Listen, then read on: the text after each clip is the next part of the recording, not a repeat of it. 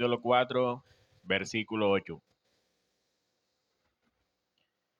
Efesios capítulo 4, versículo 8.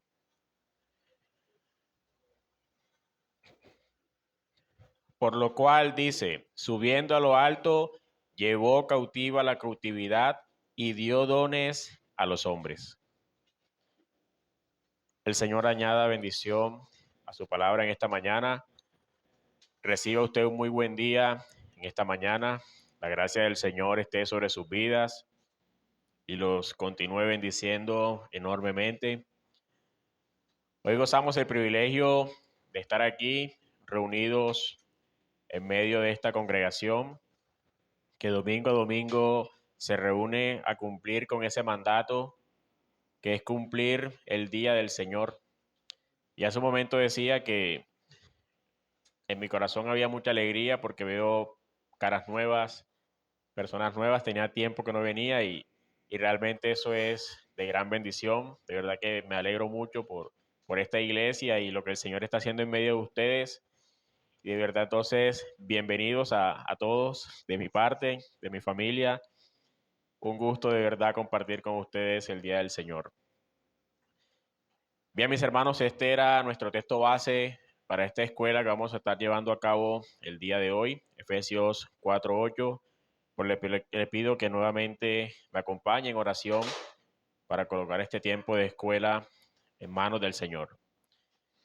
Amado Padre Celestial, una vez más reconocemos tu santidad, una vez más reconocemos que eres el único y sabio Dios y te damos las gracias por tu misericordia, Padre. De no ser por ella, Señor, no sabríamos dónde estaríamos en este día, pero por tu amor y por tu misericordia estamos aquí reunidos como tu pueblo, Señor. Ayúdanos en esta mañana, Señor. Ayuda al expositor a que su pecado, Señor, no intervenga en medio del consejo de tu palabra. Ayúdanos, Padre, a poder comprender con claridad, por lo que te pedimos la asistencia y la guía de tu Santo Espíritu, Señor, para que éste ilumine nuestras vidas y asimismo ilumine nuestro entendimiento, Señor. En Cristo Jesús, a ti te oramos, Padre. Amén. Bien, mi hermano, cuando nosotros leemos Efesios 4 y en el pasaje que hace un momento citábamos, es imposible no notar un cuadro glorioso de la iglesia como lo muestra el apóstol Pablo. Él nos muestra allí a Cristo ascendido, entronizado y glorificado. Pero en esa ascensión, dice el apóstol Pablo, que él antes de subir reparte dones a los hombres. Es lo que dice nuestro texto base. Y estos dones tienen un destinatario específico y es la iglesia del Señor. La iglesia es la receptora de los dones especiales de parte de Cristo. Y el propósito de esos dones es perfeccionar a la iglesia, así como el mismo Cristo prometió que él edificaría a su iglesia. Ahora, esta iglesia es capacitada a través de esos dones para vivir en lo que la misma palabra llama el ministerio de la iglesia. Y el ministerio de la iglesia es la armonía, el amor, la paz, la comunión, la relación entre los miembros. Y cada uno de esta manera evidencian que son parte del cuerpo de Cristo. Así que mi hermano, si usted lo ve bien, lo que está haciendo Cristo es dotar a la iglesia de lo necesario para seguir edificándose en medio de este mundo. Y estos ministerios, como están presentados en Efesios, solo son esas herramientas que van a nutrir a la iglesia con todo lo necesario para que ella pueda crecer en armonía, en paz, en amor, en comunión y que asimismo puedan cada vez crecer como cuerpo de Cristo. Así que es una maravillosa imagen la que el apóstol Pablo presenta de la iglesia y debería ser la meta de esta iglesia local. Me refiero a esta iglesia, entender lo que el Señor nos ha dado a través de los dones. Y nosotros, cuando uno de nosotros como miembro de esta iglesia local usa esos dones para el ejercicio del fortalecimiento de la unidad, del amor, de la paz, de la comunión, así es como evidenciamos, nuevamente digo, que somos el cuerpo de Cristo. Ahora, esta meta no solo se nos presenta a nosotros en una forma particular para una iglesia local. Esta es una meta que trasciende los límites de la congregación.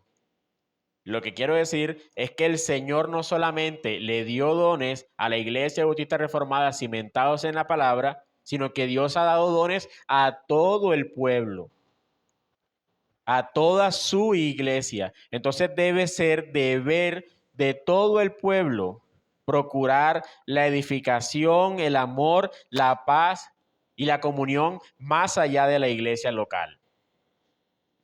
La unidad entonces a la que somos llamados debe partir primero de una relación de comunión intereclesiástica. Pues si nosotros no practicamos una unión eclesiástica o comunión eclesiástica, no podríamos participar de una comunión o de una unión intereclesiástica. Y eso sería algo insólito. Hablar de una relación intereclesiástica si nosotros primero como iglesia no practicamos la unión eclesiástica. Así que es importante que nosotros conozcamos que dentro de nuestra eclesiología se nos demanda comunión interna. Y cuando hablo de eclesiología me refiero a la doctrina de la iglesia, que es donde estamos ubicados actualmente estudiando la confesión de fe, en el párrafo 26, que es dedicado a toda la doctrina de la iglesia. Entonces, mis hermanos, como decía hace un momento, es necesario que nosotros conozcamos esto que se nos demanda de forma interna. Pero luego de ser capacitados en esa comunión interna, nosotros también debemos movernos en favor a todos los que se hacen parte del pueblo de Dios. Nosotros a lo largo de estas escuelas hemos venido haciendo un análisis muy exhaustivo y detallado de cada párrafo. Hoy nosotros entramos a la parte final de esta doctrina, que es la doctrina de la iglesia o la eclesiología, y el progreso que hemos tenido nosotros en estas escuelas es pasar de lo general a lo particular. Es lo que se ha venido haciendo en este capítulo 26, pasar de lo general a lo particular.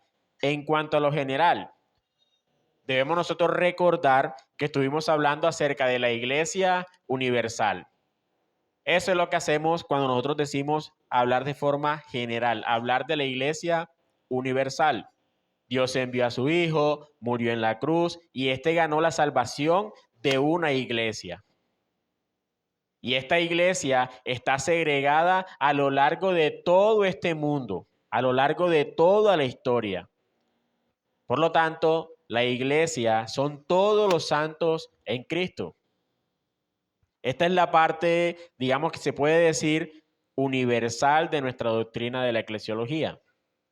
Pero también nos adentramos en la parte que lo llamamos la forma particular o específica. ¿En qué sentido? Allí es donde dimos paso a lo que es la iglesia local. Aun cuando nosotros sabemos que el Señor tiene un pueblo en todo el mundo, el mismo Señor Jesucristo ha ordenado que ese pueblo se agremie, vivan en comunidades que hagan parte de una comunidad específica que es llamada iglesia local. Y eso es lo que nosotros llamamos iglesia local. Esto que nosotros estamos aquí hoy es una iglesia local. Pero la iglesia universal es todos los creyentes del mundo y esa es la iglesia del Señor. Y en ese sentido, la iglesia local no niega la existencia de la iglesia universal.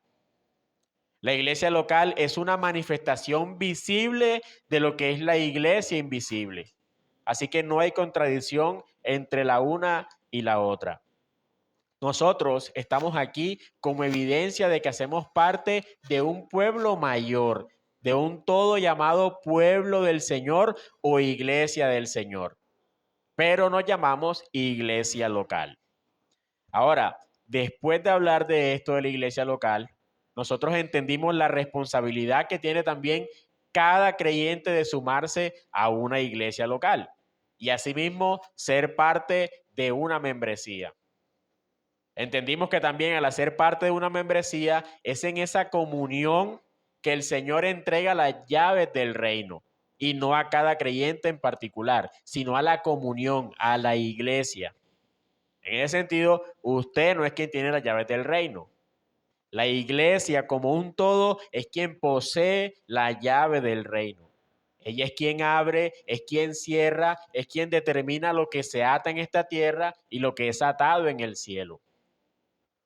Es la comunión, no una persona en particular.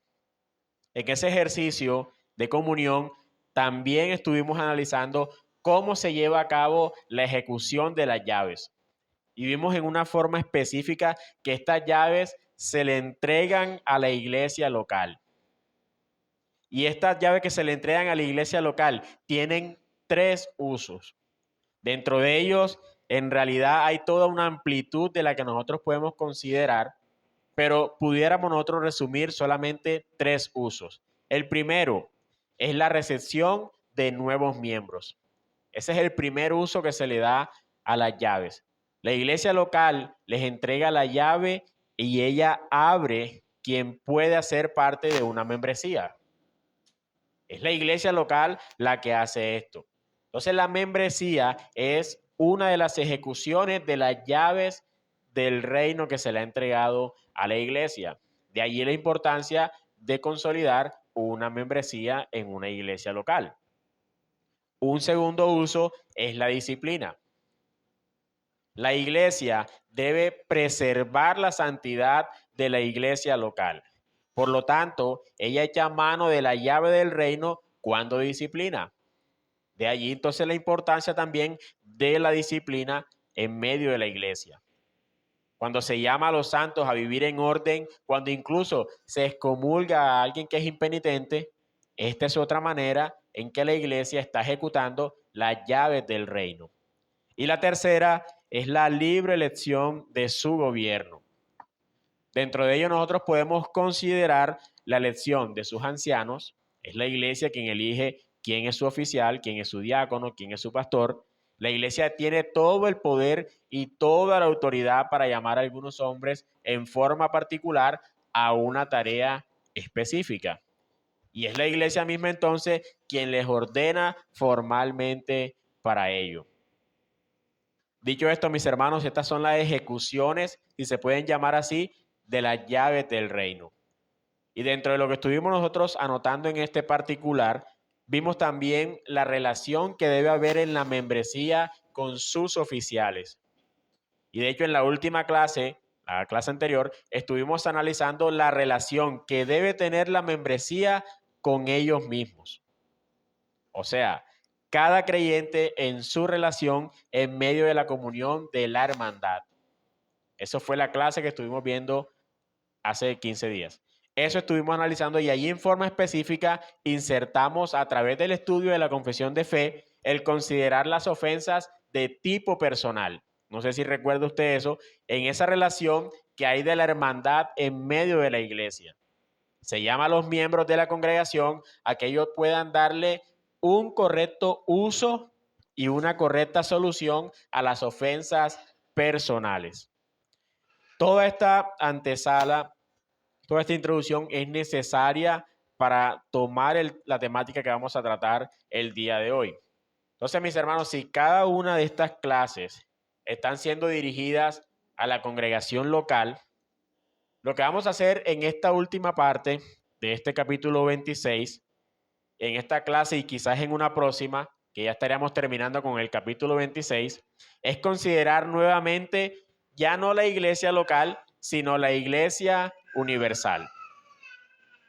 Pero ahora lo vamos a ver en cuanto a la responsabilidad que tiene la iglesia local con la iglesia universal. Eso es lo que vamos a hacer de hoy en adelante. Partimos entonces de la iglesia universal, nos adentramos a la iglesia local, entendimos ya los deberes que hay en la iglesia local y ahora vamos a considerar cómo estos deberes se extienden a la iglesia universal.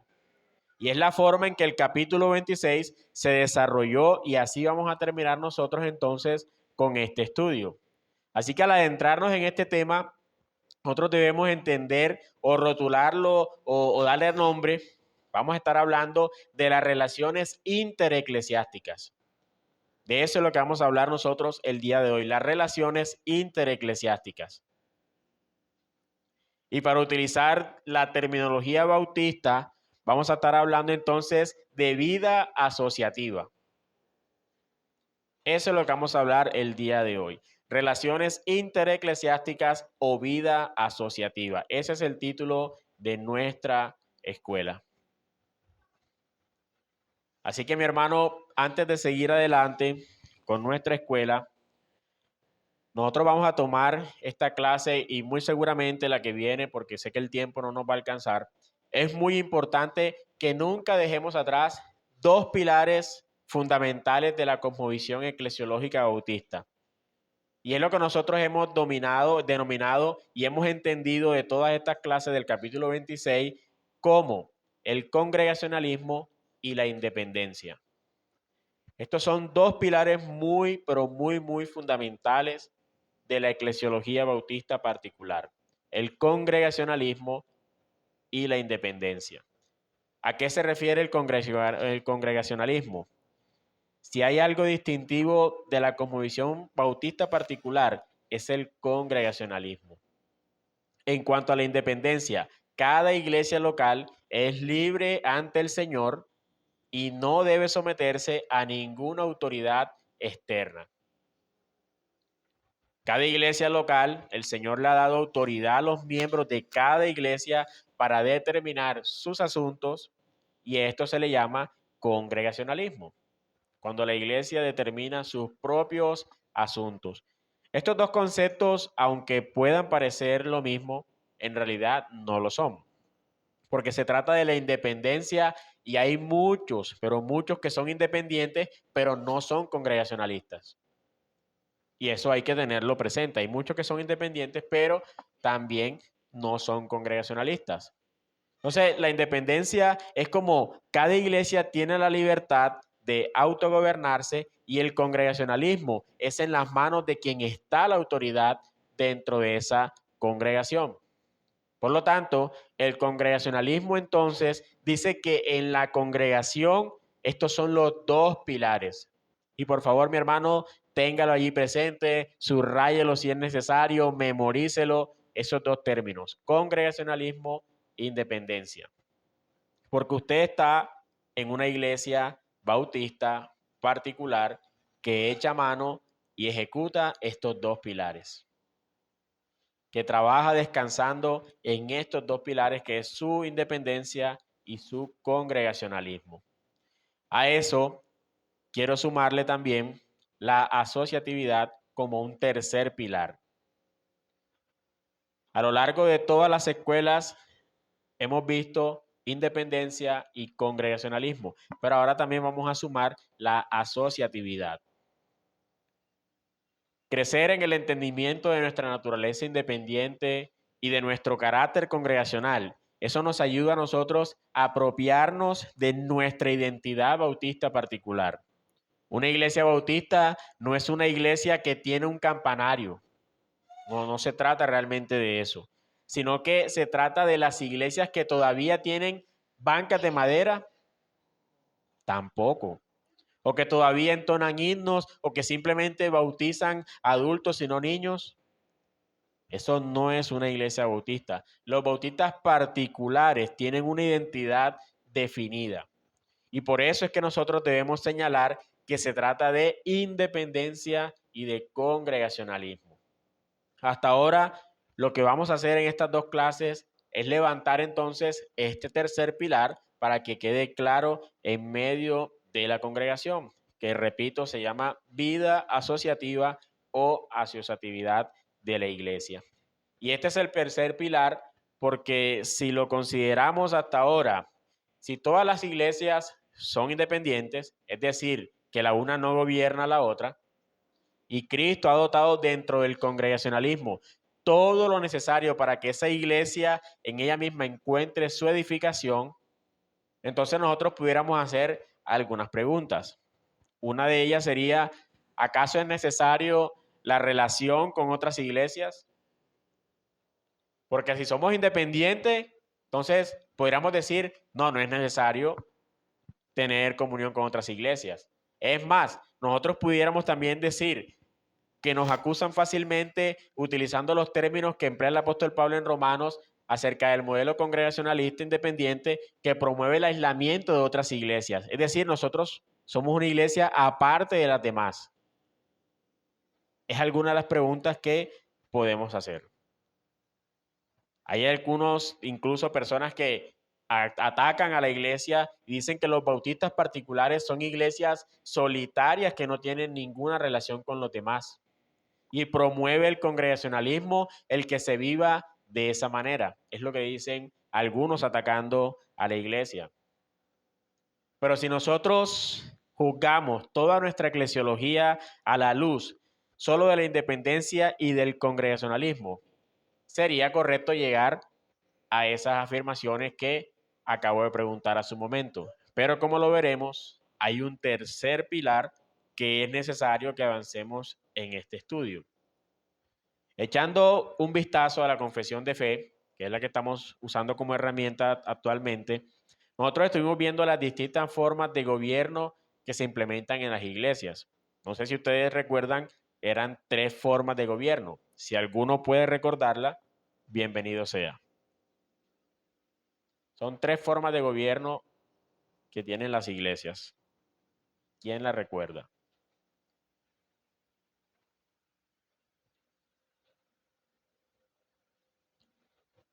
Todo al mismo tiempo.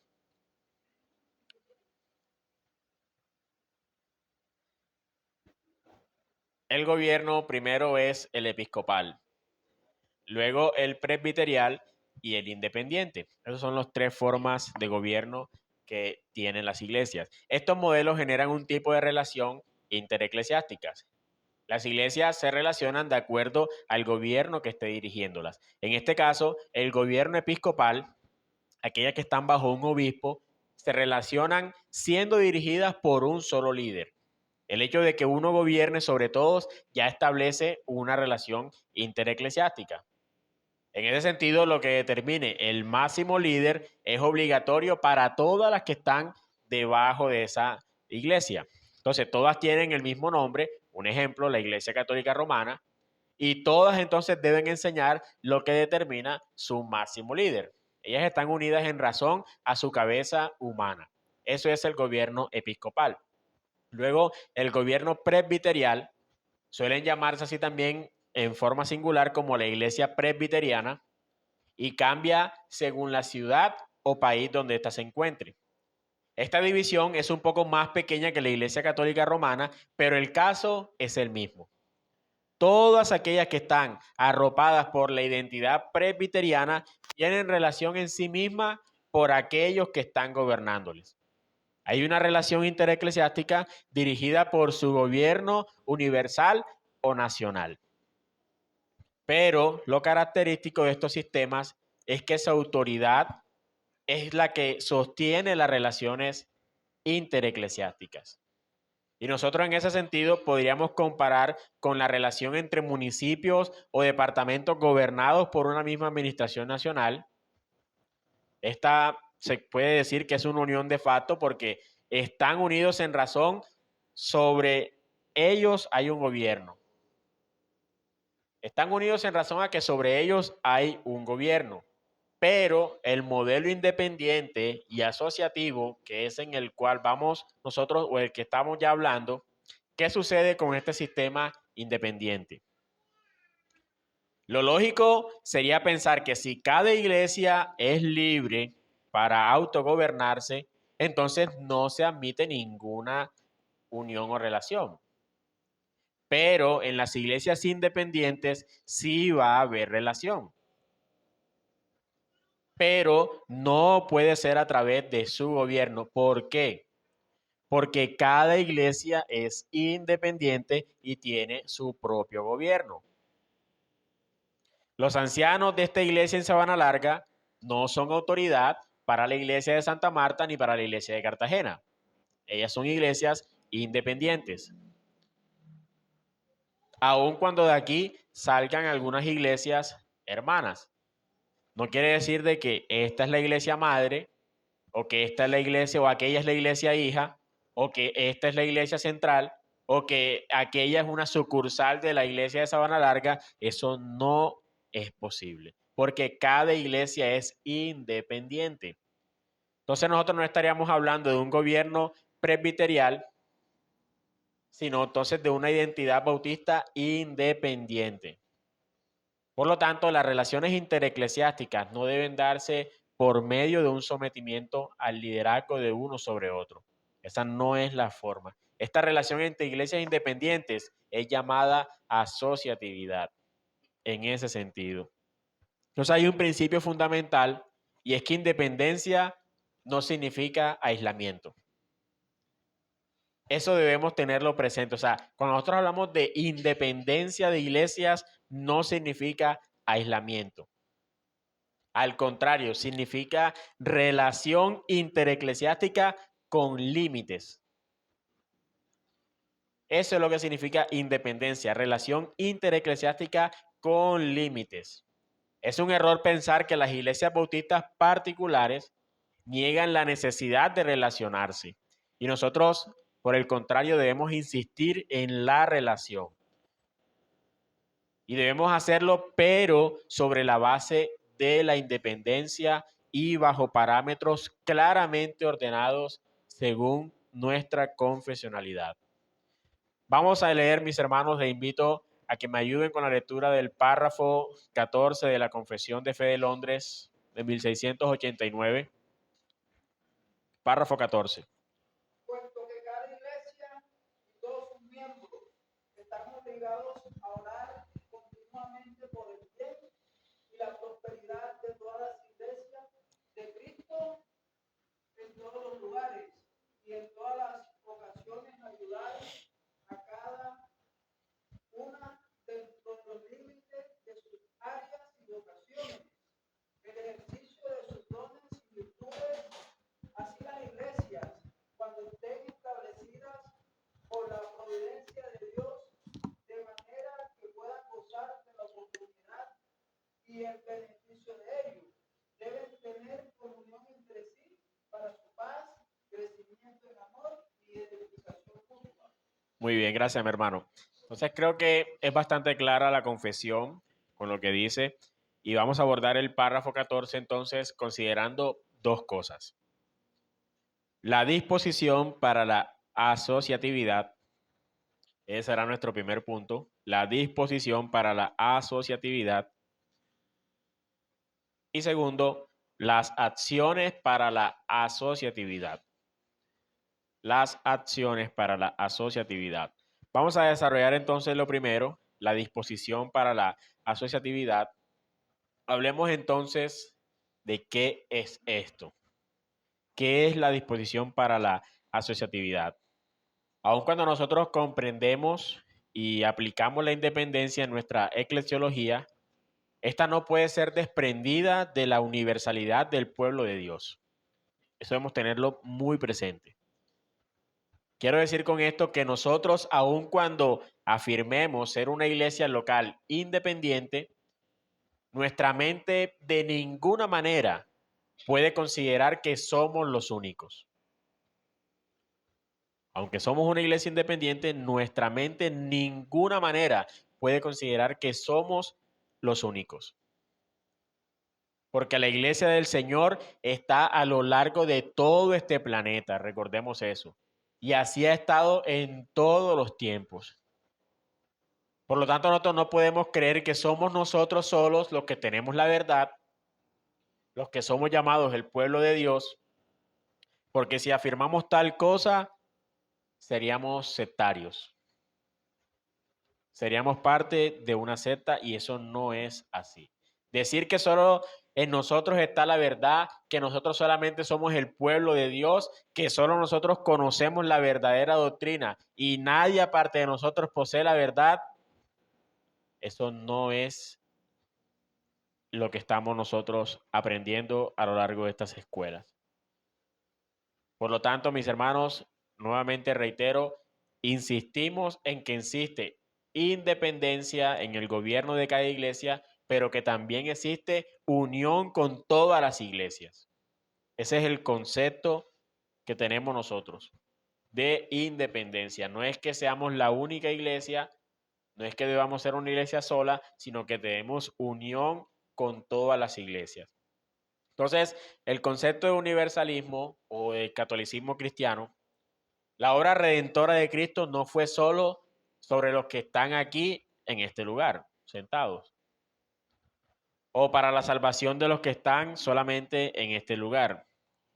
La aplicación del Espíritu Santo en la ejecución misma de la salvación y asimismo la aplicación de la salvación sobre la vida del creyente no solamente es sobre los que están aquí en Sabana Larga. Así que frente al entendimiento de la universalidad de la iglesia, la confesión a nosotros nos guía a tener una disposición para la asociatividad. Y ya vamos a ver entonces lo que dice la confesión cuando dice que nos guía a tener una disposición para la asociatividad. Y la forma más evidente de esa disposición es la oración. Miremos lo que dice el párrafo nuevamente, en la parte inicial. Puesto que cada iglesia y todos sus miembros están obligados a orar continuamente por el bien y la prosperidad de todas las iglesias de Cristo. Es claro entonces la disposición que presenta la confesión, puesto que cada iglesia y todos sus miembros están obligados. No es algo que sea subjetivo o algo que sea que yo quiero, no, es una obligación orar continuamente por el bien y la prosperidad de todas las iglesias de Cristo. Entonces, en ese sentido, la asociatividad parte del entendimiento de que la obra de Cristo va más allá de lo que nosotros vemos. La obra de Cristo va más allá de lo que nosotros vemos. Que la obra de Cristo se aplica a muchos en todo el mundo. Y en este concepto de catolicidad de nuestra fe, nosotros debemos reconocer que la mejor evidencia que debe haber en nuestro corazón de anhelar esa unión con todas las iglesias de Cristo es a través de la oración. Esa es la mejor forma de expresar que nosotros nos vemos parte de un pueblo que va más allá de nosotros, orando por él, orando por ese pueblo. Y es por eso que la confesión inicia de esa forma, orar. Y yo creo que nosotros hemos desestimado mucho este deber, porque la iglesia, la confesión lo pone como un deber, debemos orar. Creemos que cuando hablamos de asociatividad solamente se trata de unirnos de vez en cuando o estar en un lugar junto a otros hermanos que también se llaman bautistas particulares o celebrar convenciones nacionales una vez al año y decir entonces hay asociatividad porque nos reunimos una vez al año al escuchar conferencias. Eso no es asociatividad. Pero si no oramos por las iglesias de nuestro país, si no oramos por las iglesias de nuestra localidad, no habría entonces una disposición para la vida asociativa y nada haría de verdad la diferencia el que nos reunamos una vez al año. A simplemente todos escucharon la misma cosa. O sea, todas estas cosas podríamos hacerlo, pero si no oramos por esas iglesias, créame que realmente no estamos haciendo nada. Porque esa es la mayor muestra de que nosotros queremos llevar una vida asociativa, orando por todas las iglesias de Cristo. Entonces los bautistas entendieron que primero debe evidenciarse la disposición orando por la predicación del evangelio, por aquellas iglesias que están conformadas en nuestra localidad. Vamos a ver cómo lo dice el apóstol Pablo en Filipenses capítulo 1, versículos 3 al 5. Y un hermano que me ayude con la lectura. Filipenses capítulo 1, versículos 3 al 5.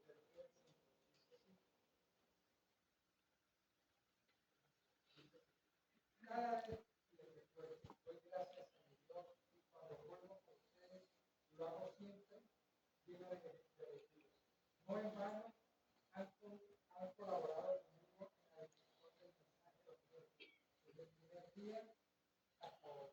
Y estoy seguro de que Dios, que ha comenzado en ustedes una labor excelente, la llevará a feliz término en espera del día de hoy.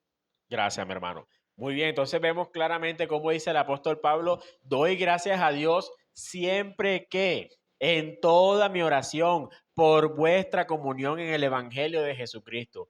Entonces no vemos al apóstol Pablo diciendo que él ora algunas veces o cuando se acuerda de esos hermanos, sino dice siempre, en toda mi oración.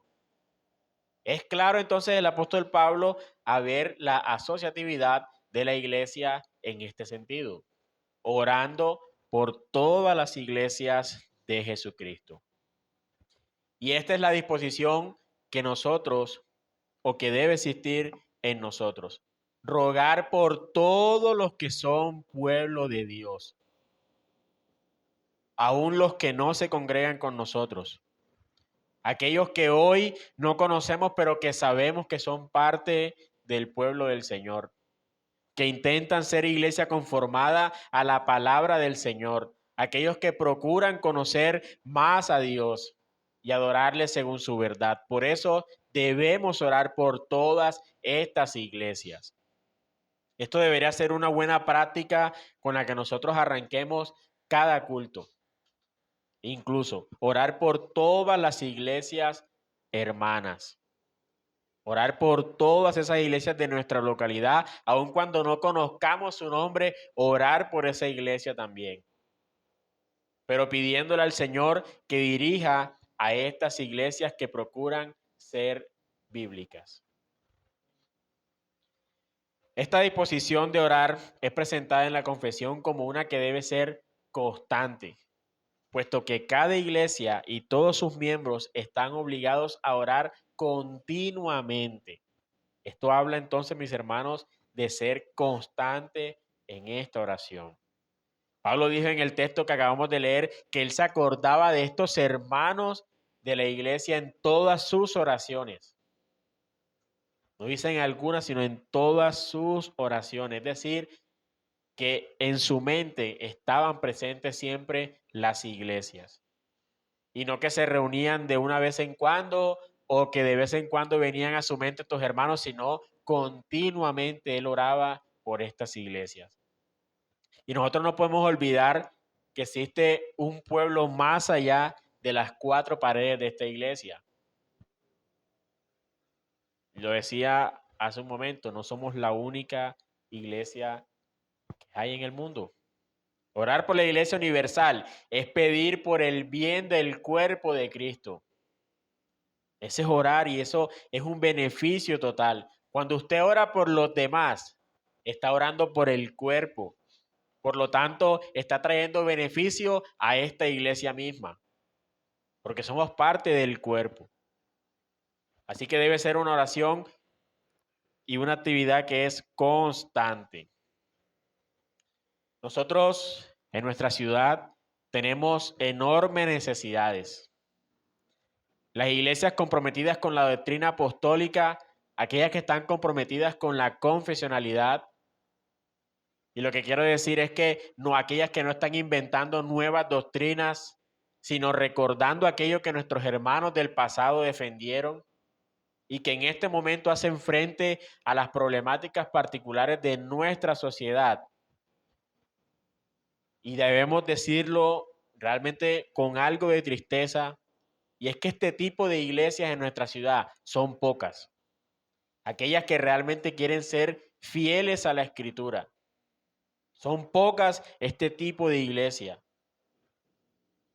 Y en ese sentido, mis hermanos, nosotros deberíamos orar para que el Señor en medio de nuestra localidad levante nuevas iglesias que quieran realmente adherirse a la palabra del Señor, que sean fieles a la Escritura.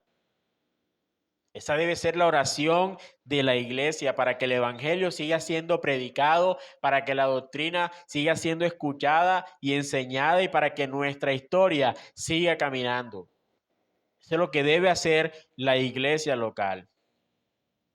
Por décadas, incluso por años, de verdad, pocas las iglesias en nuestra localidad. Y como decía hace un momento, debemos decirlo con tristeza. Podemos incluso enumerarla con los dedos de una mano. Y nos van a sobrar dedos. Porque no hay iglesias que quieran realmente ser fieles a la Escritura. De manera, mis hermanos, que nosotros deberíamos orar para que el Señor llame a más cristianos, llame y forme iglesias, y el Señor levante a sí mismo iglesias comprometidas con la doctrina.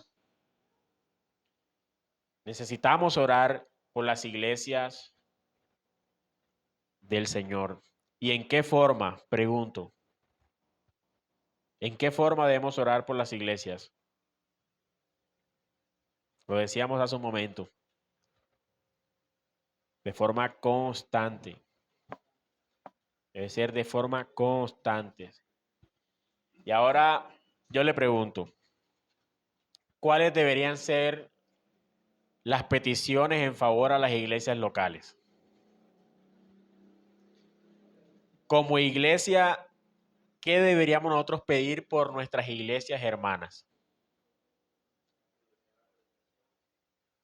Deben ser muchas las cosas, porque las iglesias tienen muchas necesidades. Pero, ¿qué dice la confesión? La confesión dice algo muy particular. Dice, por el bien y la prosperidad de todas las iglesias de Cristo. Muy bien. Entonces, este bien, como lo menciona la confesión, tiene que ver con la obediencia a la palabra del Señor. De eso es lo que se trata la confesión cuando dice orar por el bien de las iglesias. Habla entonces de la obediencia a la palabra del Señor. En ese sentido, cuando nosotros nos referimos a que una iglesia es buena, nunca nos referimos a la infraestructura o al número de miembros que allí se congregan. Una buena iglesia es una iglesia que llama constantemente a sus miembros a la obediencia a la palabra de Dios. Eso realmente es una buena iglesia. Porque la multitud, la cantidad, no hace que una iglesia sea buena. Orar por el bien de una iglesia o de las iglesias del Señor es orar para que ellos vivan en forma piadosa. Orar para que el Señor levante congregaciones interesadas en proclamar la palabra del Señor. Pero también debemos insistir en que cada uno de los que le escuche debe vivir conforme a la palabra del Señor. Lo otro que dice la confesión es que debemos orar también por la prosperidad. Y yo creo, mis hermanos, que no debo resaltar mucho en que estamos convencidos de que prosperidad allí no tiene nada que ver con la herejía moderna del amor al dinero. Eso no es la prosperidad de una iglesia. Orar por la prosperidad de una iglesia es una iglesia que es próspera en la medida que cumple la gran comisión. En ese sentido es que una iglesia es próspera cuando cumple la gran comisión. Y eso debemos tener nosotros presentes. Esto quiere decir que es aquella iglesia que predica el evangelio, que enseña doctrinas apostólicas y nuevamente que proclama la verdad y sostiene la verdad en medio de las dificultades que el Señor permite que ella viva. Esto es una iglesia próspera. Aquella que persevera en la predicación del evangelio y las doctrinas apostólicas. Si una iglesia hace esto, es una iglesia próspera, aun cuando su número sea reducido. Así sea cuando hayan 3, 2 o 4 personas, si allí hay predicación del evangelio, esa es una iglesia del Señor, una iglesia próspera. Debemos orar entonces por el bien, orar continuamente por el bien y la prosperidad de las iglesias en nuestra localidad. Es lo que dice la confesión. Pero también debemos nosotros considerar una anotación, que creo que hace la confesión, e incluso yo lo llamo que es de tipo restrictiva. Dice la confesión, por el bien y la prosperidad de todas las iglesias de Cristo. Esa partecita allí, todas las iglesias de Cristo. Creo que eso ahí está muy, pero muy, muy particular. Y en ese sentido, mis hermanos, con mucha atención en sus oídos, nosotros no estamos llamados a orar por un lugar en el que no se esté predicando el Evangelio.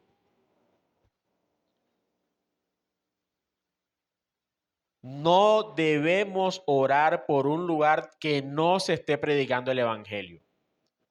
Aun cuando tengan de verdad un gran letrero en la puerta que diga iglesia.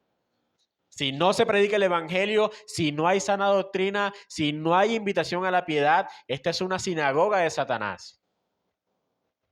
Y eso debemos tener nosotros claros. Porque nuestras oraciones no deberían estar dirigidas a las sinagogas de Satanás.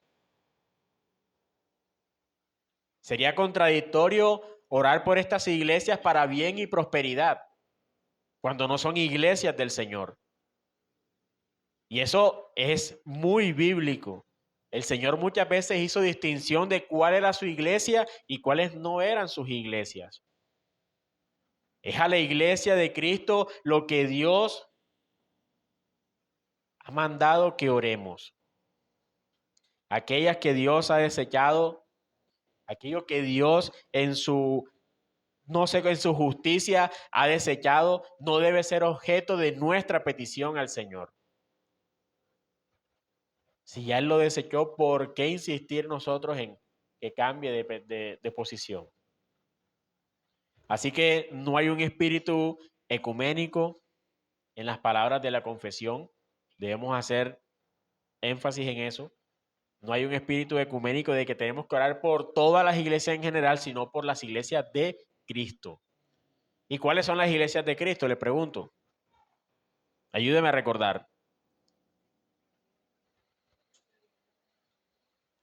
Aquellas que se adhieren a la palabra del Señor, aquellas donde se predica fielmente la palabra del Señor. Esas son las iglesias del Señor. En ese sentido, si la confesión hablara en un tono ecuménico, entonces nosotros podríamos orar o decir, oremos por los mormones. En medio de ellos, de pronto hay pueblo del Señor y está allá.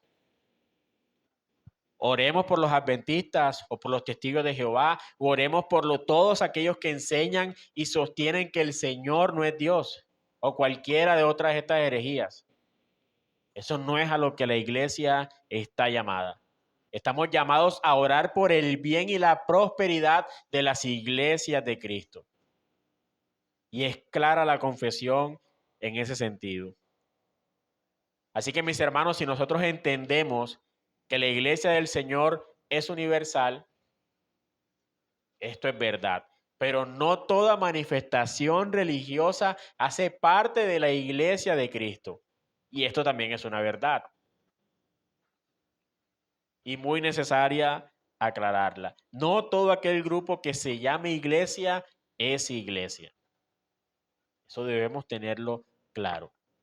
¿Por qué? Porque si no hay doctrina bíblica, si no hay evangelio bíblico, si no se promueve la piedad bíblica, entonces no es una iglesia de Cristo.